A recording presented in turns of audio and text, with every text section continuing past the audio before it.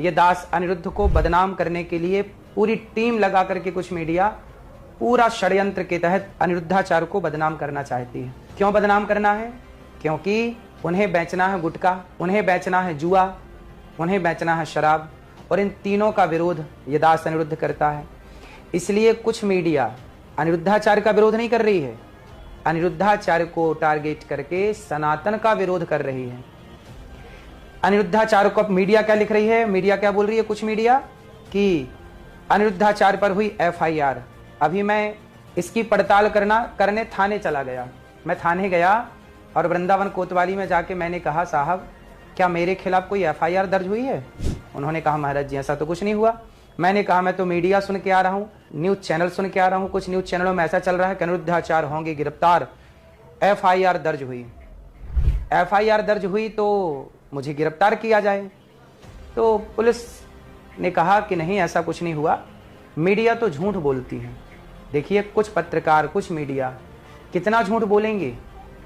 उदाहरण के तौर पर देखिए, धर्मेंद्र जी की मृत्यु नहीं हुई थी और मीडिया ने चलाया कि धर्मेंद्र जी मर गए, उनकी मृत्यु हो गई। मीडिया के पास केवल झूठ बोलने के सिवा अब कोई काम नहीं बचा, सनातन को बदनाम करने के सिवा अब कोई काम नहीं बचा। जरा सोचिए, मीडिया कितना पावरफुल है, लेकिन इतनी बड़ी पावरफुल मीडिया एक अनिरुद्धाचार्य के पीछे पड़ी हुई है। क्यों? क्योंकि अनिरुद्धाचार्य, हम क्या कर रहे हैं? वृद्ध माओं की सेवा। क्या किसी मीडिया ने सेवा दिखाई? यहाँ पर 150 बच्चे पढ़ते हैं, गरीब जरूरतमंद बेसहारा बच्चे।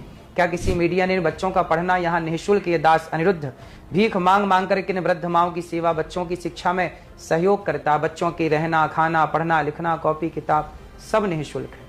क्या मीडिया ने कभी सपोर्ट किया कि आप हमारी तरफ से 1000 रुपए का सहयोग लीजिए?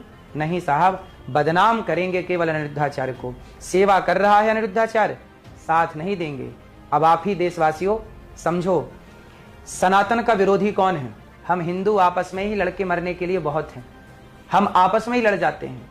याद रखिएगा, पृथ्वीराज को मोहम्मद गौरी से खतरा नहीं था। मोहम्मद गौरी को तो कई बार हरा दिया पृथ्वीराज ने, लेकिन जब जयचंद ने हाथ मिला लिया मोहम्मद गौरी से तो पृथ्वीराज की आंखें फोड़ दी गईं। उनकी पत्नी संयोक्ता को जौहर करना पड़ा। क्यों? क्योंकि अपने गद्दार थे।